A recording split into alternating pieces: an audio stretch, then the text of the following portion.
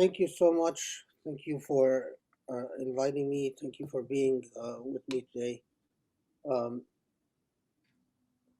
I'm very happy that you put together this initiative and this forum.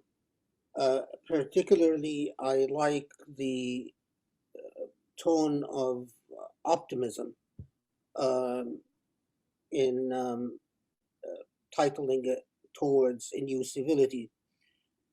Uh, because as I will comment on, one of the real challenges that we Muslims confront in this age um, is a general sense of defeatism that I sense was a lot of the youth, um, a defeatism that in part is a symptom of um, post-modernity, something that we share with the rest of the world to an extent. But there's also a sense of defeatism that comes from deep embedded insecurities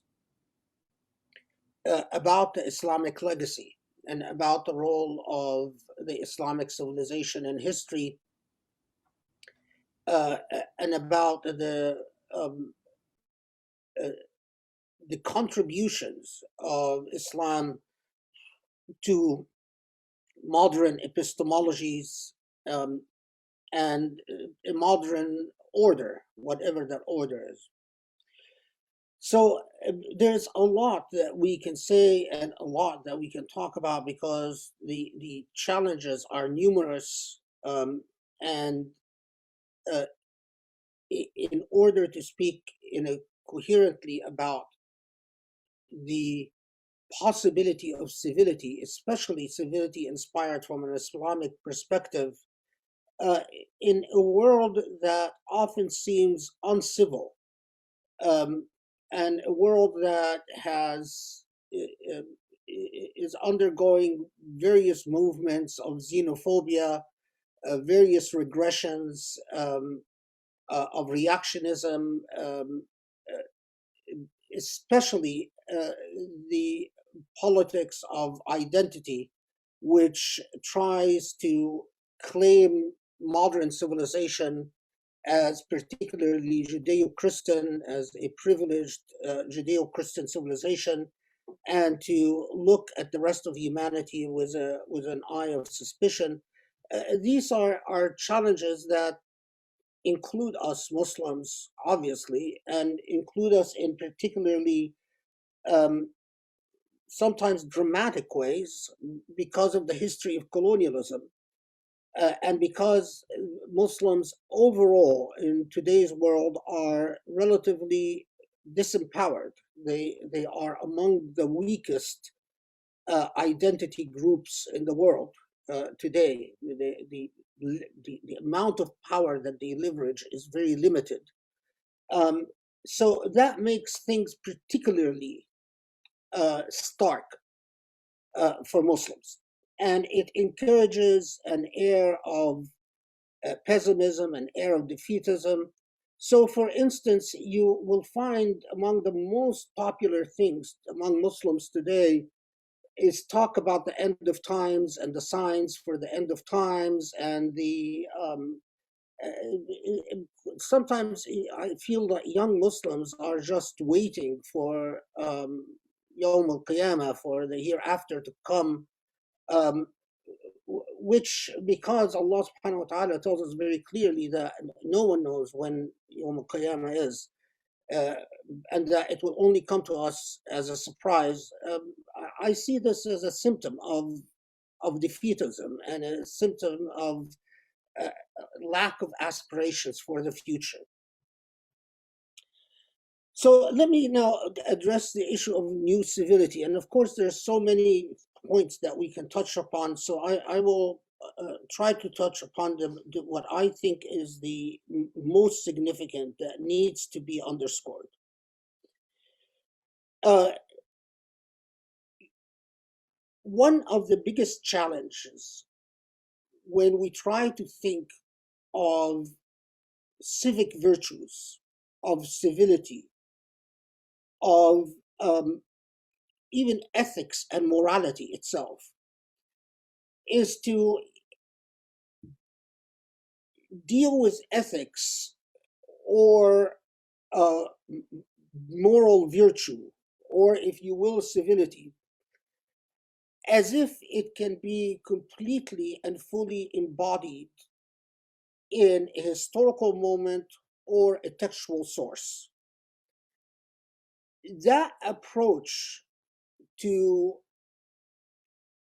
Islamic sources of knowledge has rendered so much of what is Muslims can contribute, have rendered it marginal and irrelevant. So when we try to say that the morality that Allah wishes us to pursue can be perfectly found, spelled out in a text or a historical source,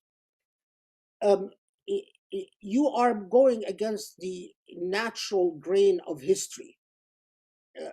Through history, human beings evolve, their methods of acquiring knowledge evolve, their consciousness evolves, even their very psychological makeup and the way that their brains are wired evolve.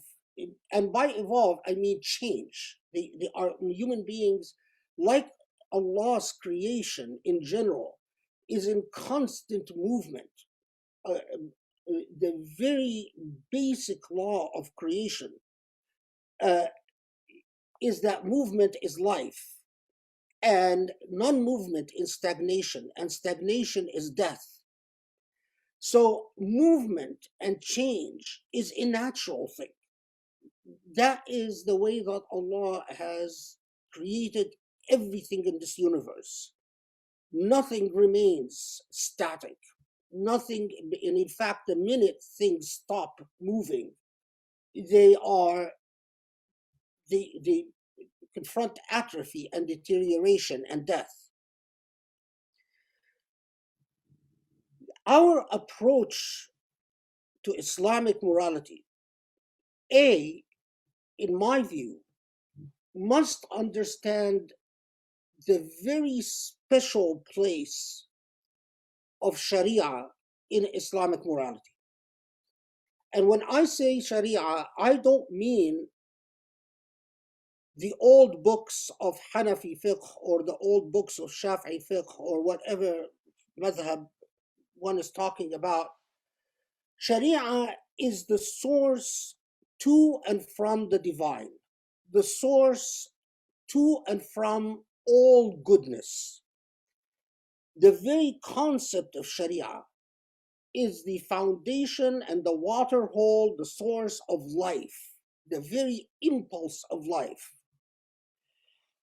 And if you ponder the Quran and you study the Quran, it is clear that Allah says the difference between Ibadullah al-Mu'mineen, the difference between those who are believers and those who are not, is that the Mu'mineen live life with Allah fully in their gaze. Allah is a constant companion to them as they traverse the earth and they meet the challenges of the world. Allah is not some footnote or some crutch that they bring out when they feel bad or they feel sad or they feel depressed or they want a pep up, to feel perky. But Allah is an actual companion to them. But the danger when human beings claim companionship with the divine is that human beings impose their own limits upon the divine. That human beings project their own psychological subjectivities, their own epistemological limits, their own intellectually contingent processes upon the divine. And often lock the divine in a moment in history or particular moments in history rather than understand that whatever magnanimity human beings can achieve, well, Allah is capable of greater magnanimity. So when Allah talks about rahmah, about mercy, or Allah talks about adl, or Allah talks about qist, or Allah talks about birr, or Allah talks about lutf, Allah is talking about concepts that are as limitless as divinity itself. The challenge is for us to maximize the potential inherent in these moral Sharia concepts. And I quite purposely use the expression Sharia concepts, and understand that for a Muslim, an ethical, principled, virtuous life is the very essence of meaning. While it is possible for a non-Muslim to speak about a life that is focused on, number one, maximizing utility, maximizing happiness units, maximizing personal benefit, we as Muslims, in fact, when Allah says that you are the best of nations because you bear witness unto humanity, the role of bearing witness unto humanity makes us at the forefront of the project of civility, or challenges us to be on the forefront of the project of civility. When we despair in virtues and when we despair in morality, and we decide that the only morality and the only virtue that exists are the morality and virtue that can be found in books of hadith or in books of fiqh or on books of whatever textual sources we become dependent and reliant on, we in fact doom our role as testifiers, as bearing witness to a failure, because you cannot bear witness upon a dynamic process if you yourself are non-dynamic and non-changing, and you don't understand what it means to live with moral aspirations and aspirations of virtue and aspirations of akhlaq. So Muslims are anchored in akhlaq, but we must understand that history is a great archive of human experiences and a great educator. But history is never a testament for the full realization of the potential of akhlaq, meaning that if we take justice seriously, we can't talk about justice as it unfolded at the time of the Sahaba radiallahu anhum, either at the time of the Prophet والسلام, or shortly after. We must take justice as a truly philosophical challenge that is absolutely imperative upon Muslims, as it exists with all its nuances and complications in every historical moment, in every age as it unfolds. The same thing was rahmah. Rahmah, 1400 years ago, mercy, 1400 years ago, it involved an entirely different epistemological understanding than rahmah today in our age. So towards a new civility is one that Muslims must aspire to restore Muslims to their, what I believe is their natural historical role. And the natural historical role is not to be at the tail end of humanity is not to be the apologists of humanity, is not to be on the receiving end, but to be at the forefront, because our entire legacy as Muslims is premised on karama, on dignity, and premised on takreem of Allah subhanahu wa ta'ala to those who accept to be Muslims. And the idea of Muslims as backwards or behind or living in despotism and ignorance and backwardness is a paradox. It's a complete contradiction in terms. I am hard pressed to understand how we can be Muslims if we at the same time are lagging behind in intellectual and immoral pursuits. Second, is to take the very idea of Shariah as a normative, aspirational moral order very seriously. If Shariah quite simply is the path to Allah and from Allah, how can we ignore it? But Shariah is not a bunch of positive rules that are memorialized in a book of fiqh that was written even 100 years ago. It is not memorialized in any book of fiqh. It's not memorialized in any book of law.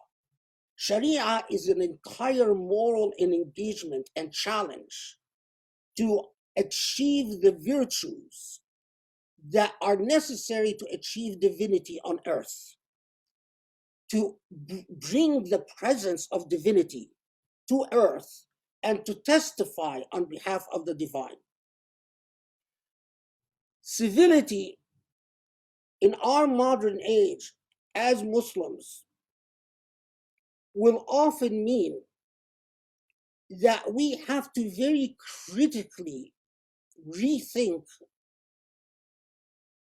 concepts of nationalism and tribalism. In my view, nationalism and various forms of tribalism has thoroughly destroyed the fabric of the Muslim Ummah. While we see the United States able to achieve something like the Khilafah, 50 states united, while we see Europe has an umbilical relationship between European countries to the extent that it is taken for granted that if the United States enters a war, you will find Britain involved, you will find Australia involved, you will find France involved. We all know intuitively if England is attacked, we all know that the United States will be there, that Denmark will be there, that Sweden will be there, that Australia will be there, that New Zealand will be there. Can you say that about any Muslim nation? And yet so many of our intellectuals buy into the deconstructive thought processes that question the idea of Muslim Ummah and that question the imperative of a Muslim Ummah. That's defeatism. We must be suspect of the way that nationalism unfolds and must understand that Islam and Muslims never thrived when they relied on any form of close tribalism or nationalism. That Muslim history is not made up by Arabs. Muslim history is a collective enterprise in which Arabs took part, but the thrust of Muslim histories involved Turks and involved Kurds and involved Persians. And one of the worst diseases that colonialism infected Muslims with is the disease of nationalism. Finally,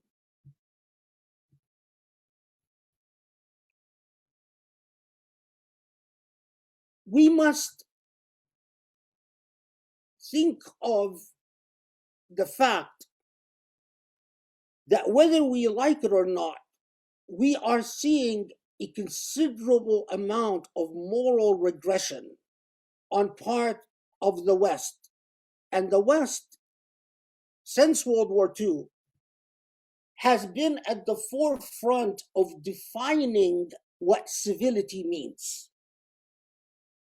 So much of the institutions of the United Nations, the Covenant for Civil and Political Rights, the Universal Declaration of Human Rights, the various human rights instruments were driven by the West, and Western institutions, academic institutions, continue to be where the major theories of justice and the major theories about morality and ethics emerge and are established. Muslims lag way behind. But we must understand that this moment of historical regression that the West is undergoing, when we see that whether it was Trump in the United States or Johnson in England or the rise of the right-wing movements in all over Europe, it means that for Muslims, this is the time for us to go back to our tradition and to study and understand the moral trajectories of our tradition, and to proudly assert these moral trajectories as a civility that we Muslims must insist on. A lot of young Muslims say, doesn't this seem all very far-fetched? Doesn't this seem too hopeful, too aspirational? My answer to you is that whether you're young or old, if you lose hope, then your spirit is dead. Human beings, the minute they do not look forward to a tomorrow, deteriorate, crumble, psychologically, emotionally, even physically, and they are as good as dead. Allah challenges us. If you study the Quran is a book that represents a moral challenge. Allah explains throughout the Quran the imperative of a life with dignity, a life with mercy, a life with grace, birr, a life with qist, a life with justice. The very notion of hurriyat al-abd, that the very idea of freedom where you live, you worship Allah but worship no other, you bow down to Allah but bow down to no other. All of these are challenges that Allah presents us with to be appropriate khulafa fil ard, to be appropriate viceroys, and to bear witness on behalf of Allah. The real question is whether we turn away, as the kuffar always do, and say, it's pointless, there's no hope. In fact, there is no divine, because even if the divine exists, there is no potential to pursue godliness. Or whether do we accept the challenge and meet Allah saying, Allah, whatever we've done, we've tried, and we've tried our very best, and we've tried to our very last breath on this earth to achieve your moral goals on earth, your moral virtues on earth. And let me stop here. Thank you.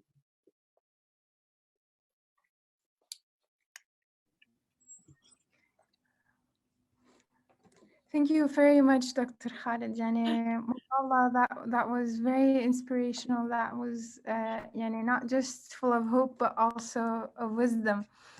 Thank you very much. I'd like to ask everybody to write their question down in the chat box. As I mentioned, Dr. Khaled loves questions and loves to answer them. So please come forward with all of your questions.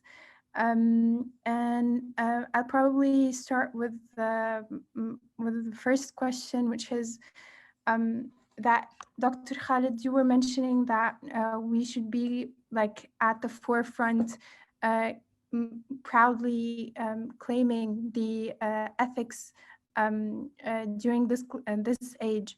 However, most of us feel confused about like what ethics and how do we derive these ethics? Where do we find them in our tradition? Maybe we can start off with that question. Um, and yeah. Yeah, you asked a really good question, and a question that is after my heart. I mean, you see, one of the real challenges that we confront in the modern age, and to be very blunt with you, I've been reading um, a lot of these reports on economic development and comparing how much collectively Muslim countries spend on education versus um, so many of the non-Muslim countries, especially in Western Europe and even in Eastern Europe, and even compared to some places like India and so on, or even China. And one of the very distressing things is that, to be very frank about, the real monopoly on uh, understanding Islamic history and even understanding things like Islamic philosophy or some of the most important works on the history of Sharia, the history of Islamic law, are all written in the West primarily by either non-Muslims or people who are Muslims in name, but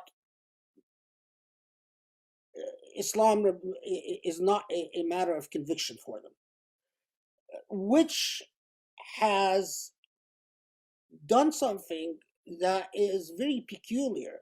Um, if you go to universities, in the best universities around the world, and you see the extent to which Muslims are represented in the production of their own history or their own scholarly sources on their own history, or scholarly sources on their own philosophy, or scholarly sources on the history of Ash'arism and the history of the Mu'tazila and the history of various theological movements, you find that it is produced primarily by non-Muslim interpreters. And now here I'm referring to the history of Orientalism. And the reality that Orientalist scholarship continues to be the dominant scholarship about Islam. So while you can, if you go study Chinese history, you study Japanese history, you study Indian history, Hindu history, uh, their histories and their fields of knowledge are not hijacked like Muslims are. As a result, so many young Muslims, when they want to get a higher education and they eventually make it to some Western institution and study Islam, they come back, they emerge from this process after they get their doctorate or get their MA and their doctorate, thoroughly confused, thoroughly, effectively, Islam has been ripped out of them. Effectively, they are Muslim by origins only. Um, but their ability to uh, look at their own tradition with any sense of empathy, I'm not talking about pride, but empathy, has been stolen from them. And so I find young Muslims all the time saying things like, ignorant things like, oh, the history of Islam is all despotism. Oh, is it, was a Muslim ummah, did it ever really exist? Did we really ever achieve? Is there? What does Islam mean anyway? Are there really 5 pillars of Islam? And I'm referring here, for instance, the work of someone like "What is Islam" by Shahab Ahmed, former friend, the late Shahab Ahmed, which unfortunately has become very popular among a lot of Muslim graduate students. And although it's a thoroughly deconstructive work that uh, it tears down but builds nothing. Educational institutions and investment in education, in rereading Islamic history, in rereading Islamic theology, in rereading Islamic philosophy, and not rereading them like you would in an old madrasa or at Azhar, because these are outdated methodologies of knowledge. We need someone that can reapproach Islamic ethics, who is fully qualified in the fields of literary criticism and modern interpretive theories, but who does it not to tear the fabric of Islamic accomplishments in history, as so many do. But the challenge, it's like I told my students, I'm not impressed by anyone who just simply is able to be critical. Anyone can be critical. I can bring my teenage son, and my teenage son can tear anything apart. You can tear anything apart. What is much harder is to suggest a constructive alternative. And the same thing with ethics and justice and virtue. It's so easy to come and say, oh, well, what does mercy mean anyway? Here's the opinion of this person, the opinion of that thinker, the opinion of that scholar, the opinion of this. It's just a bunch of opinions, and that's it. And then you walk away. What have you achieved? I am interested in investing in systems of knowledge that are constructive, not deconstructive. And that's a challenge for a lot of young Muslim intellectuals, because so many young Muslim intellectuals fall in the trap of being very proud of themselves because they can simply deconstruct stuff. It's not hard to deconstruct. It is the work from a perspective. This is peasant intellectual activity. يعني متخلف, يعني backwards. Anyone can deconstruct. What I want to just underscore and another question is that we have a very rich tradition. We have an amazingly rich tradition. Keep in mind that to our very day, Kitab al-Mughni by Qadi Abd al-Jabbar, the well-known Mu'tazili, his unbelievable work of theories of justice that were expounded in Kitab al-Mughni till today is not studied by Muslims and not even unpacked to any substantial degree. The incredible thought of Mullah Sadra or Shirazi and his very idea of dimensions and reality. There is so much in the Islamic tradition that is not studied because so many Muslims are pulled into the deconstructive effort rather than the very hard work of actually understanding what the contributions of their ancestors were and then challenging themselves to top these contributions, to go beyond what their ancestors contributed. MashaAllah. May Allah bless you. Thank you very much. So we have some questions in that line before I move to other kind of questions. We have someone asking if this is is it just a modern problem that we aren't pursuing Sharia from morality or an ethical lens? And asking about your opinion on contemporary reading of sacred texts for Islamic legal reform. Maybe you could speak to that. Yeah, I personally am very critical of, although I like Shahrour's boldness.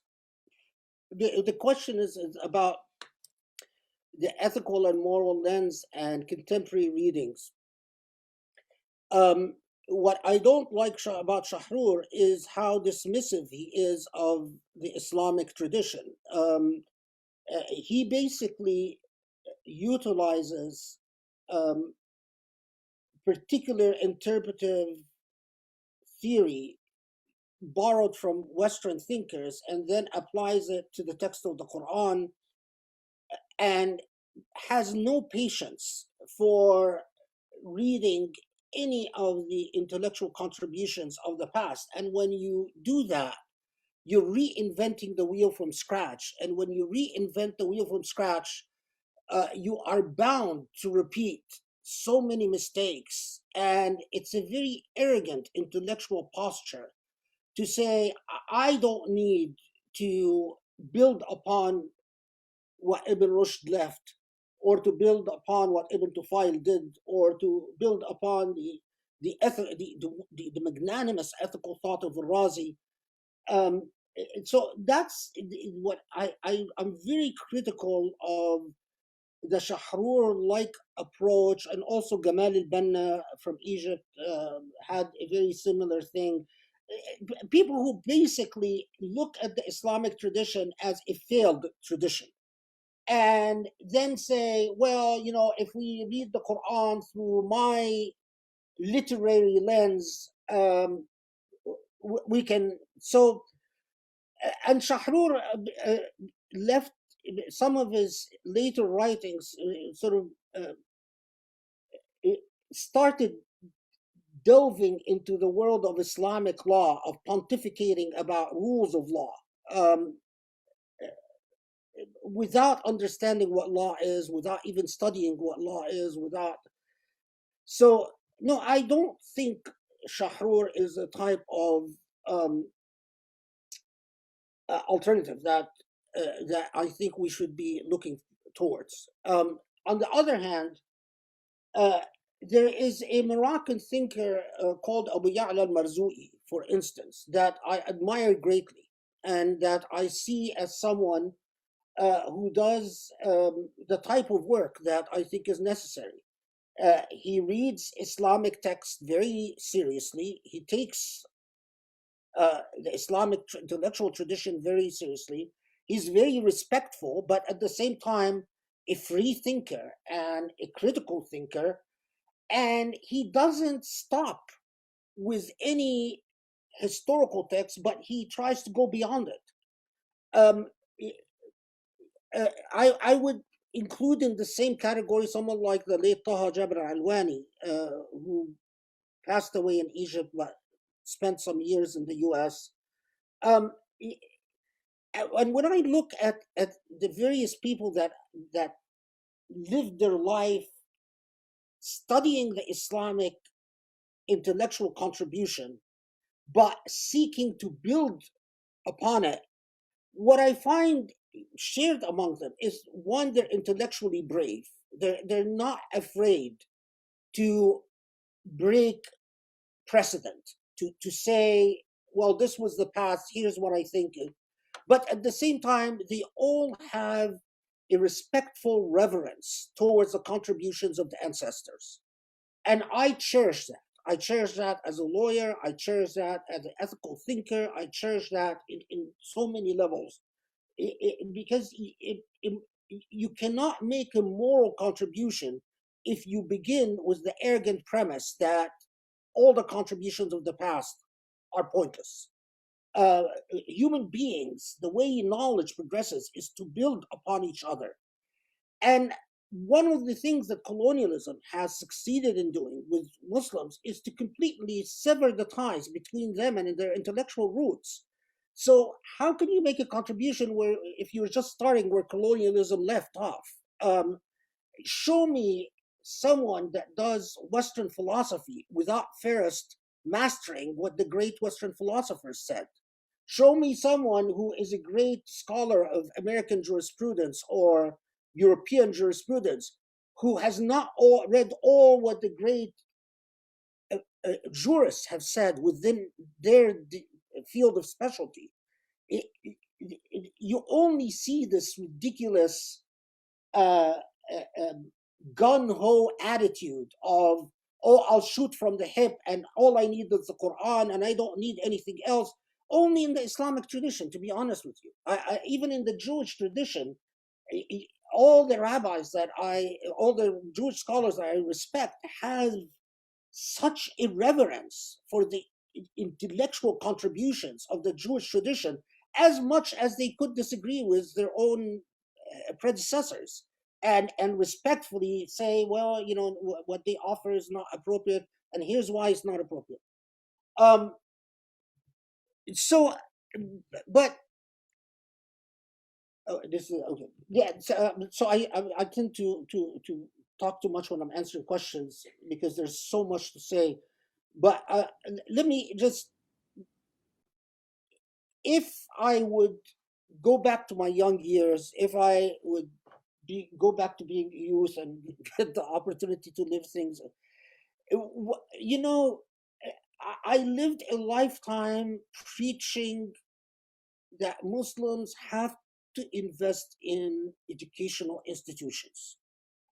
We, people cannot rely on governments to spend on educational institutions. It blows my mind that the Islamic civilization was built upon awqaf. We are the great inheritors of the idea of private trusts. The very jurisprudence of trusts is all Islamic, including all the major developments in the common law system and the law of trusts, wills and trusts. It's all comes from Islamic legal legacy. But it is amazing that in the modern age we created these ministries of awqaf that usurp all the awqaf that exist, that are extremely corrupt, that steal the money and spend the money on buying Mercedes and villas and vacations, and then we say, oh, leave education, the challenge of education to governments. Governments are authoritarian and corrupt for the most part. We Muslims must feel morally responsible for our educational institutions, and we must value, we must learn to greatly celebrate not the intellectual contributions of the person who repeats the tradition, but the intellectual contributions of someone who builds upon the tradition. It's like I tell my graduate students, don't write a dissertation unless you are going to teach me something new. If you're not going to teach me something new, I don't want to read your dissertation. If you're just going to tell me how people in the past screwed up, messed up, got it all wrong, go find another advisor. That's very easy to do because I can always fault anyone in the past. I can destroy my parents if I want. I can point all the things that my parents did wrong, as I'm sure my children can do with me. What is much harder is to say, well, here's where things could have been improved upon, and here's my contribution. That is critical and imperative. And if you ever become, any of you teachers, please do the same. Please emphasize with your students, I want innovative, creative thought. Give me innovative, creative thought or shut up. What's the name? Thank you very much, Dr. Khaled. That was absolutely amazing. We have a question about a follow-up question, which is, how does this institutional and intellectual deficit coming from the Muslim tradition impact how we discuss the idea of human rights? In a sense, how can we as Muslim better engage in this discussion and advance moral perspectives that are not similar either or Western thought of our own tradition?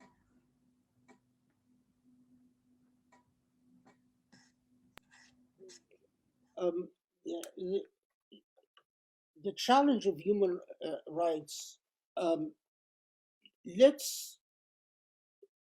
there is a tendency for people to think that what nation states negotiated within the auspices of the United Nations, the way that they ended up drafting various human rights instruments, or the particular language that was adopted through the Universal Declaration of Human Rights or the Covenant on Political and Civil Rights, or any of the other human rights, is that's the end all of everything. If people understood the extent to which the drafting of human rights conventions is part and parcel of the power dynamics among nations, and quite often, if you study the history of proposed drafts and the various drafts that treaties go through, and the language that gets added, the language that gets omitted, and why certain language was added, why certain language was omitted, and how what country played what role, it all underscores that human rights is a philosophical aspiration, and it's a core concept, but it cannot be limited to what any one treaty or any one convention says. It is fundamentally anchored in the idea that all human beings are entitled to dignity, bodily integrity, that their bodies are safe from harm, unless they've committed what would justly justify inflicting harm to their body, but only within the rules of proportionality and just restraint. That, just because it's even if someone does something wrong, like killing someone, and that doesn't mean it's open season on them, and that fundamentally human beings are entitled to hurriya, to freedom, because that's the natural condition that Allah has created. If I limit the freedom of my dog rebels. If I put my dog in a cage and give him the best food in the world and give him the best treatment, but the fact that I've denied my dog freedom, my dog rebels. We treat human beings worse than that. We often deny people their freedom. Anyway, so going back to the question, so I don't get off on a tangent. Note that the West has succeeded in so many achievements and accomplishments in the field of human rights. But the West particularly excelled in the field of civil rights rather than international human rights. And the distinction is very important, because the West, like England, France, the United States, they've excelled in the idea that a citizen or someone on their land, on their territory, is entitled to rights. And they memorialize these rights in constitutions or in basic laws or whatever. But where the West has not had an impressive record is when it came to observing these rights internationally, universally. And that's where often the West talks about international human rights. But look at the way, for instance, the United States treated Afghanis and Iraqis. I mean, we just, the Iraqi, the American contractors who murdered Iraqi civilians were just pardoned by the American president. There wasn't an uproar. I mean, some people said, oh, this is horrible, this shouldn't happen. But these people were guilty, no question, of war crimes, horrible war crimes, and they were easily let off. if you, I can tell you that have been numerous sexual assaults committed in Iraq and Afghanistan by Australian military, by British military, by American military. And I can tell you how difficult it is to publicize any of it, to even get the New York Times to agree to publish an article about the number of rapes committed against it. So there is a considerable amount of hypocrisy that we ignore when it comes to the legacy of human rights. A Muslim, a principled Muslim, not the Muslim of the type that wanted to establish al Khilafah with ISIS, a principled Muslim understands that if you violate the human right of another, whether a Muslim or a non-Muslim, whether a national or a non-national, Allah is the one who is going to take you to trial. Allah khasimak, that Allah is your antagonist, is your is the person that you're actually going to have to, I mean, sorry, is who you are going to ultimately have to answer to. And I hear is where when I hear about to talk about the new civility, is that Muslims have to be principled in saying, for us, it is not just civil rights. For us, it is truly the rights of every human being to dignity and safety and freedom on the face of this earth. Because all of us collectively have inherited this earth from Allah, and no human life that exists by accident. Allah has created that human life and had given it its right to exist. Who are you to take it away?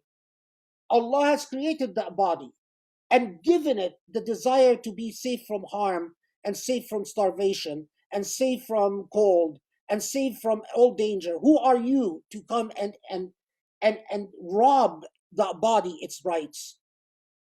With that type of thinking, Muslims can make a huge contribution. With that type of philosophical anchor, but also a passion. Because as a Muslim, you have to believe it in your heart. You have to truly want freedom and safety for all human beings, because you love all human beings, because they're Allah's creatures. They're Allah's creatures. That's why I love you. Even if you don't recognize Allah, I love you because Allah said you have a right to exist. Maybe I don't understand your language. Maybe I don't even like you. Maybe you're very obnoxious and I really don't know why Allah created you. You know, maybe if I was Allah, I wouldn't create you because you're really annoying.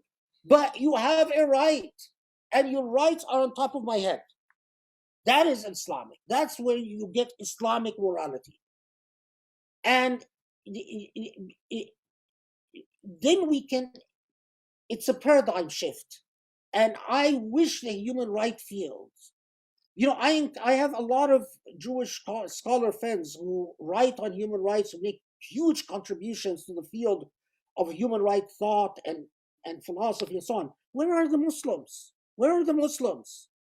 Where are they? Why is it that every Muslim who writes a dissertation on human rights, all they want to do is just prove that Sharia respects human rights and that's it? They don't contribute anything new. They don't add anything original. They don't, nothing. It's all apologetic nonsense of the sense of we Muslims are not that bad.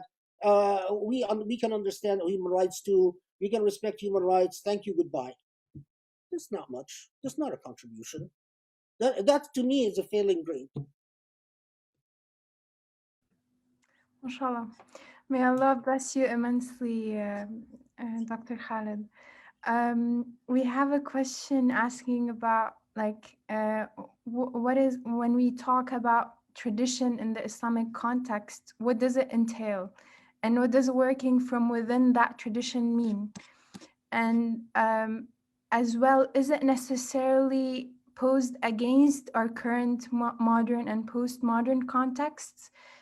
Or is there a different approach? No, not at all. I mean, it is not against modern or postmodern context. But when I talk about tradition, I include in the tradition anything that was produced with that within the Islamic tradition that claimed to want to have Islamic aspirations that it thought to achieve.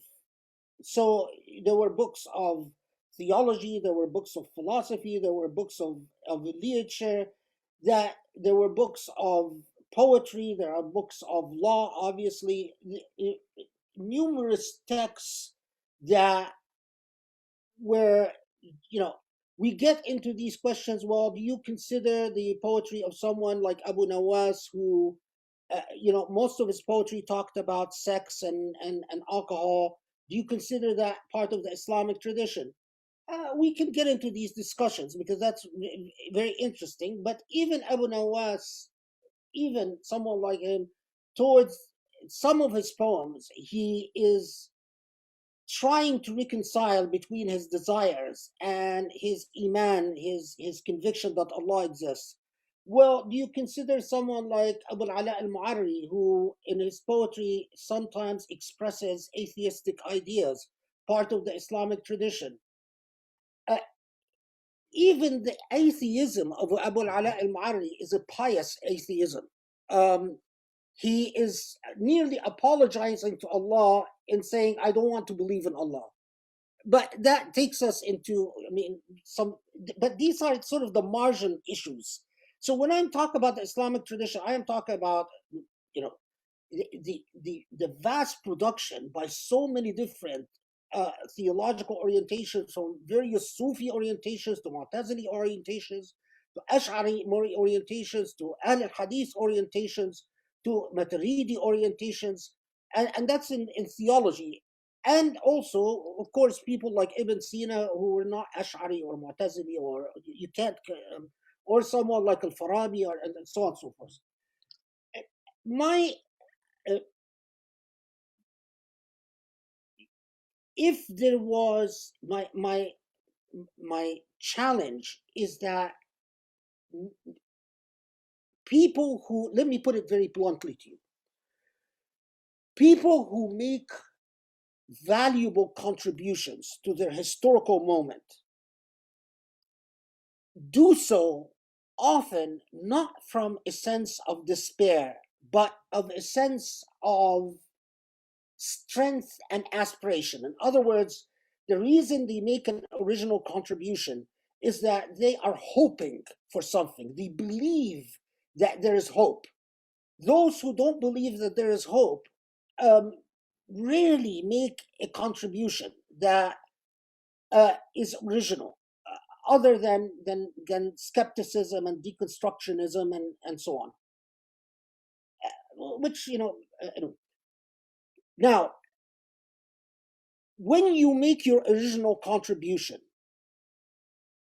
what is your attitude towards the various intellectual traditions that exist? Do you invest a considerable amount of time in studying what is generally called the Western tradition, whether during its Christian phases or its post-Christian phases? Do you spend a lot of time studying Jewish thinkers and what they contributed to humanity? Buddhist thinkers and what they contributed to humanity? And the answer is often, in every time you ask this question, of course, it's worthwhile to study the Buddhist tradition, the Christian tradition, the Jewish tradition, the post-Christian tradition, post-Judeo-Christian tradition. But how about the Islamic? The Islamic is often the big enigma. The Islamic is the big dark hole, because often those who claim jurisdiction over the Islamic are these mullah types that maybe have piety, Allahu alam, only Allah knows, but they are completely disconnected from the times in which they live in. They don't read Sartre, they don't read Kant, they don't read Nietzsche, They don't read Levinas. They don't read anyone other than these Islamic sources, and they're reactionary, and they live 100 years ago, hundreds of years ago, and they're scary, and we can't communicate with them for most people. I do, but so what often happens is that we just abandon the Islamic tradition to them, and we say, okay, we don't need to encounter the Islamic tradition. What I'm here to tell you is that by doing that, there's a huge loss, because people are not aware of how rich and remarkable. I was just talking to one of my students yesterday, we were having a discussion about how Sadr al-Muta'allihin al-Shirazi had his idea about reality and a multidimensional world. He wrote this in hundreds of years ago, but the text is amazing, and it affects and his what Shirazi was talking about is how that Allah's revealed word exists in a dimension, the divine dimension, that is completely different than its existence in the human dimension, where the revealed world, by virtue of the fact of its manifestation in a human dimension, has already experienced it has lost a part of its sacredness. And we were talking about the implications of Shirazi's theory of knowledge and a multidimensional world for theology and for legal philosophy. The type of discussion I was having with my student, I have not heard in any Islamic conference. Now I am in my late 50s, and I have not heard it in a single Islamic conference anywhere. Yani haram. Why? If Shirazi was Jewish, I assure you, I would have attended 100 seminars about what that Jewish thinker says about a multidimensional world. Do you want to know how many lectures and books and articles I've read about Maimonides? A single Jewish thinker like Maimonides. No respectable scholar of Judaism can be honored without at least showing that they've read some Maimonides or know enough about Maimonides. We don't do that with our tradition. We just are very good at treating our tradition like Orientalists treat our tradition. A story of what went wrong.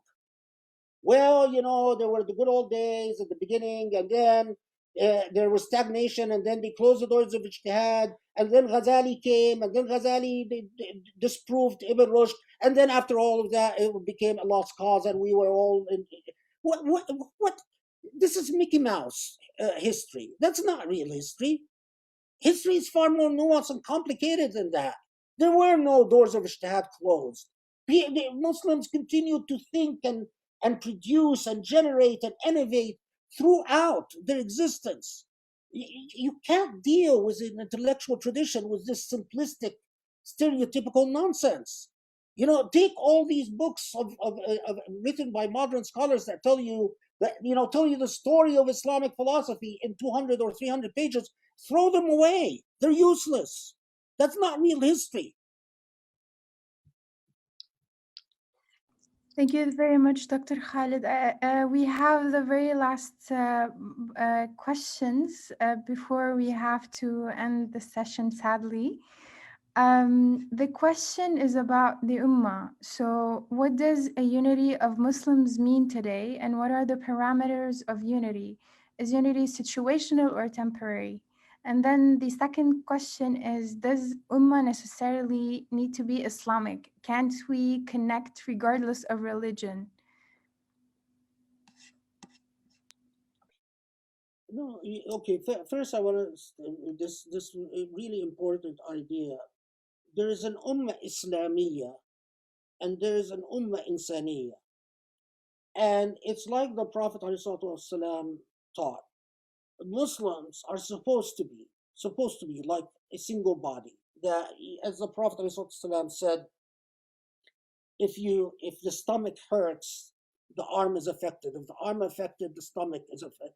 In other words, it's like they're supposed to have a sense of empathy for each other, where they feel each other's problems, and they collectively vie with one another in good deeds. In other words, they help one another in good deeds. Nothing in this concept is inconsistent with ummah insaniya, with a human ummah at the level of humanity. But Muslims are supposed to be, since they have similar normative commitments, since they can talk about Allah and the Prophet amongst each other without having to go back to the very initial premises, we can make contributions to humanity by using our internal system of symbols and signals that are Islamic. So in other words, instead of trying to convince you why justice is philosophically an imperative, with a fellow Muslim, I can cite Quranic verses, and I can talk about what Allah said about justice. So it is an overlapping process with the Ummah Islamiyya, with the Ummah Insaniyya. An Ummah Islamiyya should never be at war with an Ummah Insaniyya, because that, in my view, if Ummah al-Islam is at war with the Ummah of Ummah al-Insan, the Ummah of human beings, it is a defeat and a breakdown of the entire challenge for Allah subhanahu wa ta'ala. When Allah, as viceroys, as Allah's khulafa, we are obligated to amir al-ard, to spread civilization upon earth, to lita'arafu, to come to know one another, and to establish godly principles such as mercy and rahma and birr and qist and so on and so forth. And the principle. So, but that, I'm there's so much to talk about, so I'm just going over the headlines. But I want to address this issue of ummah, because one of the things that when I first came to the United States, and this was in the 80s, one of the things that remember, early 80s, I noticed at the time that there were some Western scholars who went out of their way to write books that would basically, the argument of the book is, all this talk among Muslims about an ummah is nonsense. Muslims were never an ummah. They never felt like an ummah. Even when they had the khilafah, it wasn't an ummah. It's all bunch of hogwash. And it took me years later, when I studied at Princeton, and especially my years that I spent studying with Bernard Lewis and some other professors, to realize that a lot of the scholarship that they were writing about the idea of ummah in history was not politically innocent, that they were very politically motivated, that at the same time that they insisted that there's ummah among Jews, and that Jews, language, regardless of background, around the world, were a single ummah. The same professors like Bernard Lewis, when it came to Muslims, would say no ummah. When it comes to Jews, says yes ummah. And the paradoxes and the inconsistencies were extremely blatant. But I want to add that one of the mythologies that especially Arabs grew up with is that the Khilafah didn't represent the Ummah at all. And in fact, all Arabs or all Muslims within the Khilafah, they were living under occupation and they were oppressed, and they couldn't wait to overthrow the the Ottomans especially, and that Islam had become corrupted and lost, and that especially the rebellion of the Ashraf in the Hijaz and the rebellion of the Wahhabis in the Hijaz came to save Islam from all the bid'ah, especially the bid'ah of Sufism. We were all raised with that. I was taught that in my school curriculum, that Ottomans, Islam was lost, there was no more Islam in Hijaz, that people in Mecca were worshipping a tree. We were made to feel like the Turks were an alien people, the Indians were an alien people, the Indonesians were an alien people. Islam is only the Islam of Egypt and the Islam of Saudi, and this little, an Arabization of Islam that was vicious and unrelenting. When I grew up and I traveled the world and I saw how rich Islam is around the world, and how Islam is in Bosnia and Tanzania and Uganda, and that the richness of Islam is remarkable, and yet there's an ummah that gathers us together, is that we all love Allah and respect the Prophet and love the Prophet. And I can meet someone from Tanzania who doesn't speak my language, but the minute I say Muhammad, we both smile and hug each other. That's an ummah. We must resist the Arabization of Islam, people. Haram. We must resist what they've done to the history of Khilafah in convincing us that this is just a history of despotism and oppression, rather than an accomplished historical phenomena that manifested in historically coherent ways at a very multi-layered level. We must resist the idea that we Muslims are made to become disjointed, while Jews can come together, while Europeans can come together, Indians can come together, Chinese, different races, different languages, they can come together. We Muslims are the only people on this earth that are not allowed an ummah. Does that make sense to you? Haram. And by the way, if some of you wonder why I'm in a law school and not in an Islamic studies department anymore, it's so I can speak so freely and so honestly. Before I know it, I'm going to be in my grave. And when I'm in the grave, the only thing that will remain is the word of truth.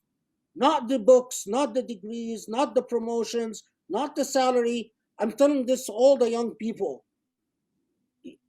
Take this very seriously. There is nothing in Islam that prevents you from being very well read, very intelligent, very accomplished, very distinguished. Nothing.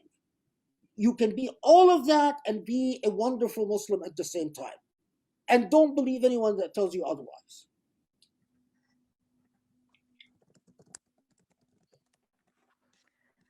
MashaAllah, may Allah bless you, Dr. Khaled, and bless your life and bless your wisdom. Yani, MashaAllah, that has been amazing. I believe we're coming to an end. So if you have any final comments or advice to the youth listening to you, I believe we have people all over the world listening right now. If you have anything to say for us. I will just say, I'm very happy when I see young Muslims think of a new civility, of hope for a new world, instead of just thinking of waiting till the end of times, that Yawm Qiyamah is close and khalas and so on. So may Allah bless you and bless your efforts and aid you. And at the same time, I tell you, your tradition is very rich.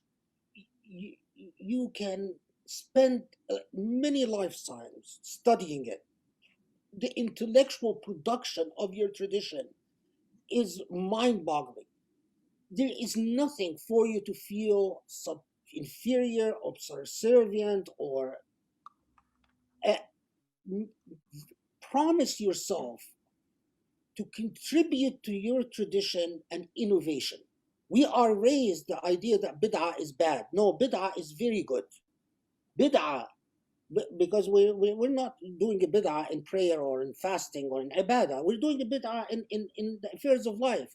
Make an affirmative, innovative contribution. Before you leave this earth, make an original contribution.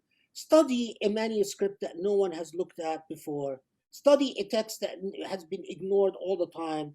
Write about a scholar that no one has seen, no one has studied before. Propose a new idea that is interesting and radical and unrealistic. Dare to dream, dare to be original and innovative in your thinking. Push the boundaries, and if you're wrong, at least you've tried. That was your ijtihad, and may Allah reward you for it. What does it say? Big elephant in the room. We can come together as one nation, but politicians and our lovely leaders are not allowing us to. We didn't put borders and visas. We didn't create tensions. The question says, big elephant in the room. We can come together as one nation, but politicians and our lovely leaders are not allowing us to. We didn't put borders and visas. We didn't create tensions. You are absolutely right. But remember that in World War II, Europeans were all slaughtering each other in the most vicious fashion. When historical circumstances changed, there existed generations that through their education were willing to come together and were willing to force their leaders. I can tell you that right now in the United States, for instance, if Britain is attacked by anyone, the number of intellectuals that will be saying, oh no, the fate of the United States must be tied to the fate of England. Why? Just because. Or if the way that the United States ties its fate with Israel. Why? Just because. It's because generation upon generation believed in an idea. Yes, we have horrible leaders, especially Arabs. No people on the face of this earth have leaders like Arabs. Arab leaders are the worst. They are horrible dictators that do nothing but serve the interests of colonizers. But we must continue to teach our children what is right, so that when Allah makes the circumstances possible for us to get rid of these leaders, we can have a generation that has the proper ethics. You know, that a generation that doesn't keep repeating the mistakes of the past. You know, what Jahim, what hell did Muhammad bin Zayed emerge from? How did that mentality become created? How did MBS, Muhammad bin Salman, what epistemology occupies these intellects that they became such a curse upon the entire Muslim nation? I tell you that their education was a very carefully engineered and crafted process. They were created by people who were looking to the future and wanted the future to be very difficult for Muslims. We would be well advised to do the same, to worry about the intellect of our coming generations and getting them to understand at least the right ideas and right principles, even if they can't achieve them in their lifetime, even if they can't achieve them in their lifetime. And thank you so much. May Allah bless you all. May Allah bless you all.